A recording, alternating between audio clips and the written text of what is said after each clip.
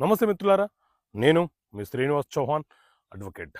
మిత్రులారా, ఎవరైనా ఒక వ్యక్తి భాగస్వామ్య వ్యాపారంలో భాగస్థుడుగా ఉంటూ ఏదైనా ఒక అక్రమ చర్య, ఒక రాంగ్ఫుల్ యాక్ట్ చేస్తే ఆ వ్యాపార సంస్థలోని భాగస్థులందరూ కూడా బాధ్యులవుతారా, లేకపోతే ఒక్క భాగస్థుడు మాత్రమే బాధ్యుడవుతాడా?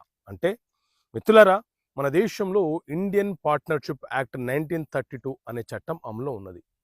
ఈ చట్టంలోని సెక్షన్ 25, 26 ఏం చెప్తున్నాయంటే, ఎవరైనా ఒక వ్యాపార భాగస్థుడు సమిష్టిగా నిర్వహిస్తున్న వ్యాపార సంస్థ నుంచి తాను ఏదైనా ఒక అక్రమ చర్య, రాంగ్ఫుల్ యాక్ట్ చేస్తే దానికి గాను అతను వ్యక్తిగతంగా బాధ్యుడవుతాడు. అదేవిధంగా ఆ సంస్థ తరపున అతను తన యొక్క బాధ్యతలను నిర్వర్తిస్తున్నాడు కాబట్టి ఆ క్రమంలో అతను ఒక రాంగ్ఫుల్ యాక్ట్, అంటే ఒక అక్రమ